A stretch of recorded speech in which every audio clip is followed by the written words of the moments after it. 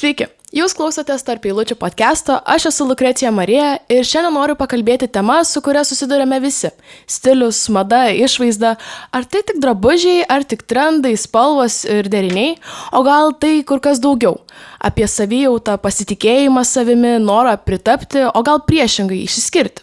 Socialiniai tinklai, nuolatinis lyginimasis, spaudimas atrodyti teisingai, visa tai tyliai keliauja kartu su mumis į kasdienybę, net ir į mūsų drabužių spintas. O apie visą šitą temą noriu padiskutuoti su stiliste Monika Janutienė. Monika, labai smagu, kad sutikote papasakoti apie save, apie stilių ir panašiai. Ar galėtumėte prisistatyti, ką lankėte, ką baigėte ir kaip atsiradote šitoje srityje? Tai sveiki, aš Monika. Kaip atsiradau šioje srityje, tikriausiai visą laiką sistemingai jau tą sritį. Baigus aš nesu nieko su mada, daug kursų, tai manau, kad jie irgi yra labai naudingi. Šiaip aš esu baigusi verslo vadybą, nes piešti man sunkiai sekasi ir aš šiaip po pirmo kurso norėjau perstoti į madą, bet tai labiau būtų su drabužių dizainu, kas nėra mano. Man būtent stilizavimas, kas patinka. Ir aš šiaip nuo pirmo kurso pradėjau dirbti parduotuvėse. Ir tu tenai dirbi visą dieną stilistu, iš tiesų, jeigu tai pasakius, tiesiog žmonės keičiasi. Tai mano pat mažens patiko drabužiai, labai mėgdavau eksperimentuoti, kadangi buvau toks stambus vaikas, tai visada kažkaip norėjau kitaip išsiskirti. Tai nežinau, tas kelias tiesiog visada ėjo tą kryptim, gal tas pats darbas mane prisivijo anksčiau, negu aš supratau, kad aš jį dirbu. Kad aš jau būtent noriu šitą ir dirbti, aš jau tą dirbau tikriausiai, nes aš paskui po mokslo išsikraušiu gyventi Barceloną, ten jau dirbau brangiuose parduotuvėse, tada tu turi klientą, tu gali su juo dirbti visą dieną, nes tu jam jau kuri įvaizdį ten keliem renginiam, atostogom, vakarienėm ir panašiai, tai reiškia, kad tu jau plėti ir savo tą žinių bagažą, ten ir visokie įvairūs mokymai apie kokybę, apie odas, apie bendravimą su žmonėm, tai ir ten aš jau realiai dirbau tą stilisto darbą, bet tik tai po kokių 4-5 metų, kada aš jį pradėjau oficialiai dirbti, jau grinai aš pati grįžus čia į Lietuvą. O kaip drabužiai daro įtaką savijautai? Kaip stipriai, o kaip jautiesi šiandien? Patogiai. Ar sistemingai pasirinkai tuos drabužius ir tai atsikėlus, kad man reikės jaustis gerai, nes mane šiandien filmuos? Ne, pasirinkau, ką radau spintoje, su kuo jaučiuosi patogiai. Bet su jauties patogiai. Ja. Manau, kad geras drabužis gali išgelbėti dieną, o blogai parinktas gali ir sugadinti. Čia taip, manau, tikriausiai net jeigu eitum į darbo pokalbį labai gerai pasiruošęs, bet visiškai nepasitikėdamas savim, ten muistytumeis, tampytumeis, tu prarandi pusę to savo proto tikriausiai netgi tuo momentu, nes tu galvoji apie kažką kitą. Tai manau, kad drabužis labai įtakoja mūsų gyvenimus ir mūsų sprendimus. Ir net jeigu žiūrėti taip pat pagal mados istoriją, tai net tie visi karo etapai ir visa kita, jie atsispindi drabužiuose. Tai yra labai svarbu, tai nėra tiesiog aprėdas, kad nesušaltume, tai yra iš tiesų daug daugiau. Mes dažnai renkamės drabužius pagal trendus, kaip jie keičiasi. O tai kodėl trendai taip greitai keičiasi? Ar čia yra industrinis žaidimas kažkoksai? Aš manau, kad dar kadangi esat labai jauni, tai jums gal labai svarbu tie trendai, bet einant laiku tikrai suprasit, kad trendai, juos reikia žiūrėti kaip į žaidimus, kurios, jeigu tu nori žaidi, jeigu tau įdomu pažaidė, jeigu nenori praleidi. Čia kaip tenisas būtų klasika, ne, daug kas žaidžia tenisą ir atsirado padelis, jisai kaip koks naujas trendas, taip jisai užsiliko, bet tai nereiškia, kad žmonės baigia žaisti tenisą. Gal jie ir pabando žaisti ir padelį, bet gal jiem patinka, gal ne. Tai į trendus nereikia žiūrėti kaip į kažkokį privalomą dalyką. Taip, tai yra tiesiog visos industrijos dalis, jinai turi važiuoti, tos kolekcijos turi eiti, jos turi keistis, mes turim pirkti, mes turim matyti ir viskas turi suktis. Tai tikrai nėra kurta tam, kad mes būtumėm gražesni, tai yra kurta tiesiog, nes mados industrija yra viena iš didžiausių tikriausiai pasaulyje. Tai į trendus reikia žiūrėti atsargiai, reikia tiesiog susikurti savo stilių ir jeigu tau trendas įdomus, jeigu tau atrodo, kad man gal visai faina būtų jį pritaikyti savo spintoje, tai pabandyti, bet tai tikrai nei būtina, nei reikalinga. O kaip atrasti tą savo stilių tokiam pasauliu, kur pilna visokio triukšmo, visokio įvairių drabužių ir panašiai? Bet labai gerai pasakėt, labai daug triukšmo. Tai tikrai šitam pasauliu yra labai daug triukšmo ir reikia stengtis kuo labiau jo išvengti. Ir iš tiesų tas tikrasis stilius yra ne drabužis, o kaip tu jautiesi. Tai visą laiką savęs paklausti reikia, kaip aš jaučiuosi su tuo drabužiu. Dėl to jūs ir klausiau, kaip jūs sakėt patogiai. Tai reiškia, jūs jaučiat gerai, jūs galite atsipalaidavusi šiandien su to kalbėtis. Jeigu tikriausiai būtumėt su kažkokiu nepatogiu drabužiu arba svarstytumėt, ar prieš mane dabar gerai atrodot. Ir tada jums tikriausiai neįtų net taip kalbėti rišliai ir panašiai. Tai tas savas stilius yra, kai tu jautiesi gerai su savimi ir tau nelabai svarbu, ką mano kiti ir jums netaip yra svarbu, kad jums patiktumėt kitiem, nes sau patinkat ir jaučiatės gerai. Tai ir reikia ieškoti to vidurio ir tai tikrai neturi nieko bendro su trendais. Gal labiau pagalvoti reikia apie savo gyvenimą. Ir, tarkim, tokį pasidalinti jį kaip į puzlę, kaip į pizzą. Va, per mano vienus mokymus labai dėstytoja gerai pasakė, pasidalinkite į pizzą ir kiek pizzos detalių, nežinau, į mokyklą, kiek užima jūsų laiko. Švedžiuojat šunį, kiek tai užima laiko, sportuojat ir jums reikia susiskirstyti savo drabužius pagal tą pizzą. Ir tada jums bus lengviau žinoti, ko jums reikia, kiek jums reikia. Ir tarkim, jeigu tos pizzos detalių netinkantis švarkas, kuris labai gražus, bet jūs jų niekada nesimauna, tai reiškia, ne jūsų pica, ne jūsų sūris ant picos. Tai tą stilių savo atrasti reikia per tą jausmą. Ir tas triukšmas tai aišku nepadeda. O stilius ateina su pasitikėjimu ar pasitikėjimas su stiliumi? Geras klausimas. Aš manau, kad čia kartu jie eina kojo kojon. Tiesiog tu pajunti tą tokį vidinį, kad čia mano arba ne. Žmogus gali net neturėti didelio supratimo apie stilių, bet jam tu užmauni kažką ir sako, ne, aš blogai jaučiuosi. Kartais net nereikia suprasti. Vėliau gerai yra suprasti, kas blogai. Tarkim, užsimoviau džinsus ir man jie netinka. Labai svarbu žinoti, kodėl netinka, kad tu antrą kartą nesimautum tų pačių džinsų, nesirinktum to paties modelio. Bet tą jausmą, svarbiausia, jo neužgošti. Ir neklausti, tai kaip tu manai, jeigu draugė pasakys, ne, tau gražiai, tai tu vis tiek eisi su juo, su to netinka jausmu. Tai reikia klausytis to savo tinka, netinka. Ir tai ir ateina tas savo stilius, užsimaunu, man tinka, man gerai, reiškia, aš einu gerą linkme. Ir po truputėlį tu įsigrynini tos daiktus, kurie tau tinka. Ir nereiškia, kad jie visada ir tiks, arba kad tau visai patiks būtent tai, gal po metų keisis tavo gyvenimas, tavo požiūris, tavo stilius ir tu vėl eisi į kažką naują. Nereikia sakyti, kad čia atradau šitą modelį ir čia man visą gyvenimą įstarnaus. Tai tiesiog atrandi savo drabužius, bet tik klausydama savęs. Teisingai ir sakote, o pavyzdžiui, mes dažnai jaučiamės uždėję kaip maišą, kažkokią nesąmonę, o kaip sužinoti savo kūno tipą, vis tiek yra toks dalykas kaip kūno tipas. Ir kaip tada atrasti, koks yra tavo kūno tipas, kokie yra iš viso? Tai kūno tipų yra nemažai, bet kad mes atitiktumėm visiškai vieną kūno tipą yra beveik neįmanoma, dažniausiai mūsų viršus yra vieno kūno tipo, o pačia yra antro kūno tipo. Na, tai tarkim gali būti apverstas trikampis, ar ne, tai platus pečiai ir į apačią. Tai ką tau reikia? Tau reikia formuoti apačią, nes jinai vizualiai yra mažesnė. Nežinau, jeigu tas stačiakampis, kas labai dažnai mes esame, tai reikia formuoti liemenį. Tai dažniausiai yra geriausia save išsimatuoti ir pagal matmenį žiūrėti savo matmenį, įsimatuoti visur ir žinoti pagal centimetrus, kokie tie pločiai yra. Jeigu tai yra akivaizdus kūno, nežinau, oboliukas, kai yra neturi nei liemensos, tiesiog visas pilnutis čia ir kojos dažniausiai lieknesnės, tai yra akivaizdu, kad tai yra obolys, tave reikia skaidyti. Reikia dėtis kažką po apačią, švarką, kad tai liktų, tarkim, čia šviesu, tai reiškia, kad tai išskaidyta, tu žiūri į šitai, dar užsidėti gal kokį nors ilgą pakabuką, tai dar labiau tave suskaido. Tai tą kūno tipą yra labai sunku nusistatyti, nes, sakau, dažniausiai mes visi esam mišraus kūno tipo. Bet išsimatavęs gerai su prigludusiais drabužiais, pastovėjęs prie veidrodžio, tu tikrai jį gali savo maždaug nusistatyti. Tai. O galima atrasti savo stilių turint mažą biudžetą? Ar įmanoma čia? Aš manau, kad savo stilių geriausiai yra atrasti turint mažą biudžetą. Aš neseniai, kaip tik praeitą savaitę, kaip tik kėliau postą apie tai, kad per gausą ir atėjo tikriausiai to dar daug didesnio triukšmo, tų brandų, to apsikrovimo, nes iš to neturėjimo, nepritekliaus dažniausiai gimdavo tas tikrasis stilius. Kaip tik kėliau tą pavyzdį, kad karo metais buvo daugiausia parduota lūpdažių, nes moteris tiesiog norėjo bent kažkaip pasipuošti. Kad bikinis irgi gimė iš nepritekliaus, nes buvo medžiagos trūkumas ir darė trikampius tiesiog. Vieną trikampį, antrą ir čia. Taip, ir tai yra iš nepritekliaus.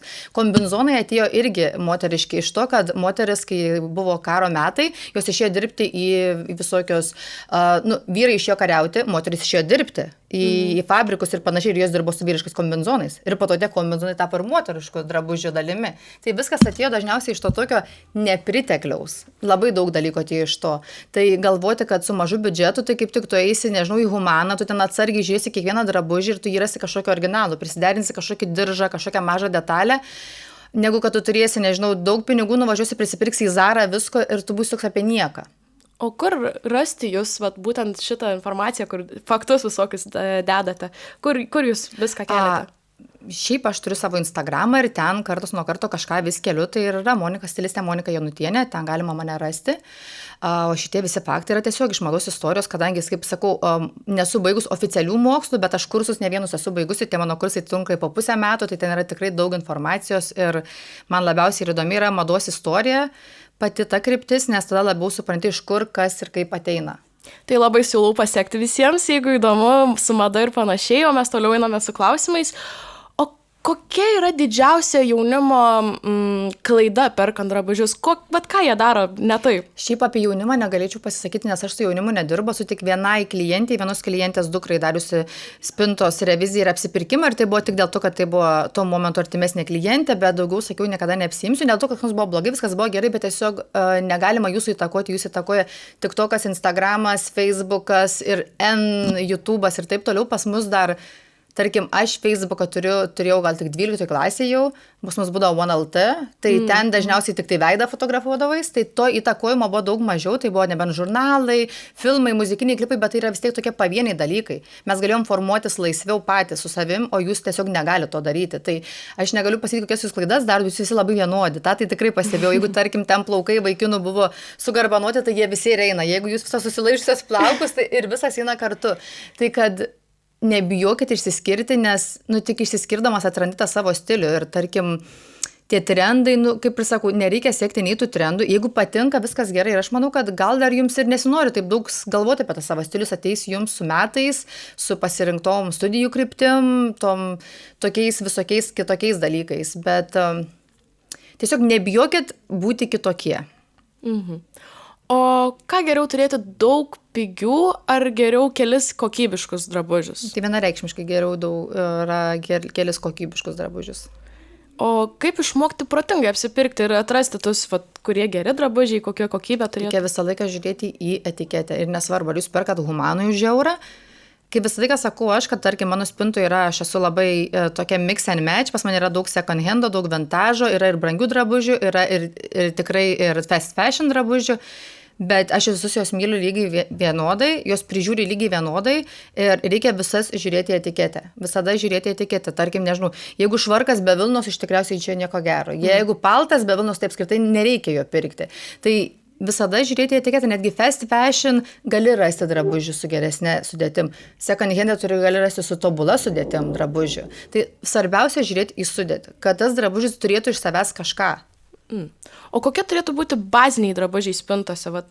Maikės ar tie baziniai drabužiai nėra tokios vienos taisyklės, nes tavo baziniai drabužiai ir mano baziniai drabužiai yra du skirtingos spintos. Tai nereikia galvoti, kad kažkas būtinai kažką turi turėti būtent šitaip. Tai ir kaip ir kalbėjau apie tą picą gyvenimo, tu pasidalini, kiek tavo procentų yra kam skirta, tarkim, jeigu vedžioji šunį, tu gal nelabai patogiai, jeigu ten sportuoji, dabar sportiniai drabužiai, tai pagal tos procentus, kiek tavo gyvenimui lieka, tai ir tu turi pasidaryti, nežinau, aš labai gerai mėgstu ar ne tam platesnius džinsus ir mėgsinį, aš jaučiuosi gerai tame.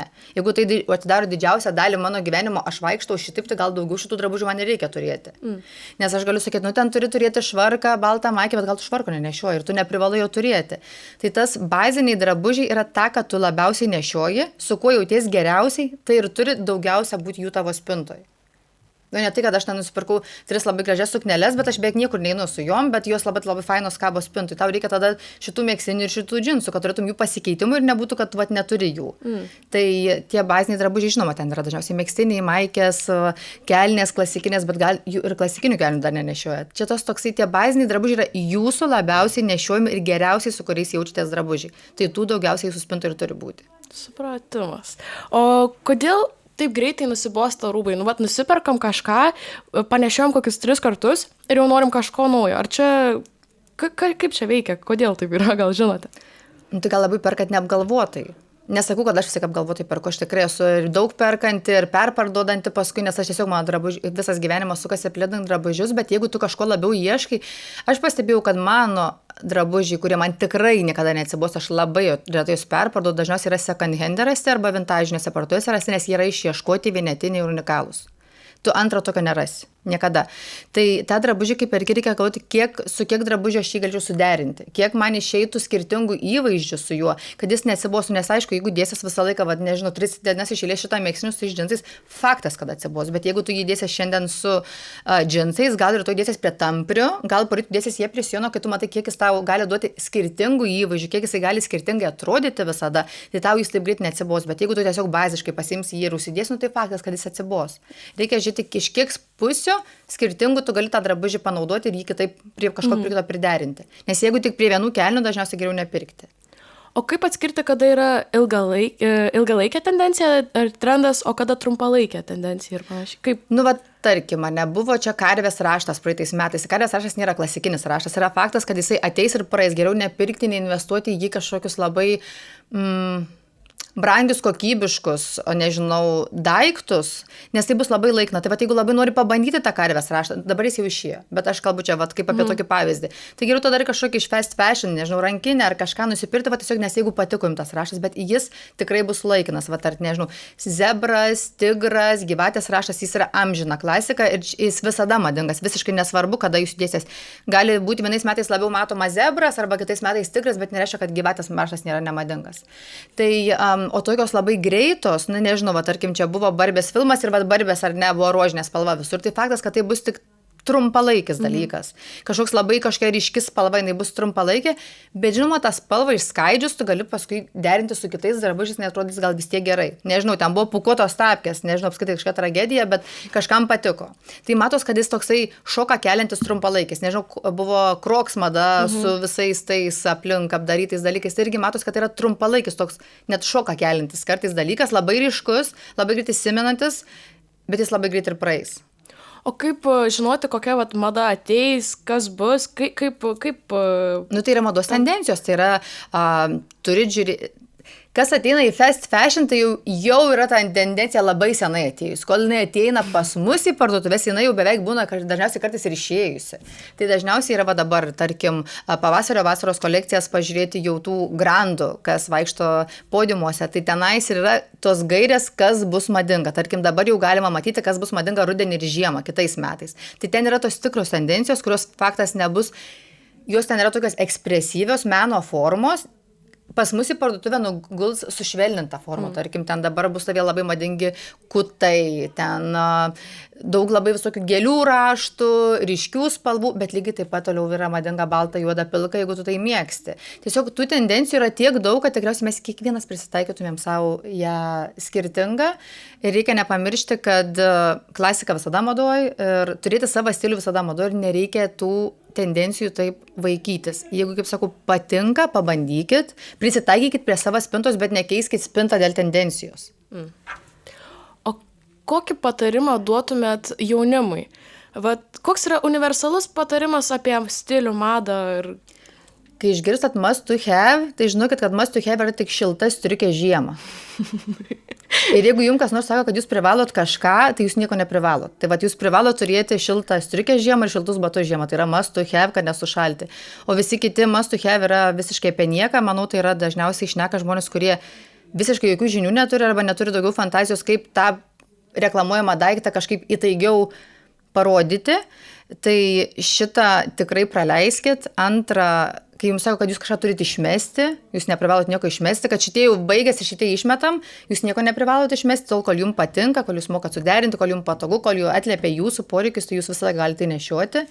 Tik labai svarbu neklausyti visų tų, nes jūs tikrai girdėsite daug must to have, daug išmetam, šitie jau baigėsi, šį sezoną mes šitos paliekam, tos pasiemam.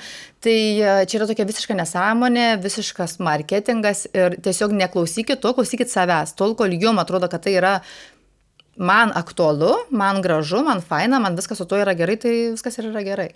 Ačiū Jums labai už patarimus, už Jūsų įžvalgas ir noriu palinkėti visiems atrasti savo stilių, atrasti savo madą ir neklausyti ir neturėti must to have dalykų panašiai. Ačiū Jums labai. Dėkui, viso gero.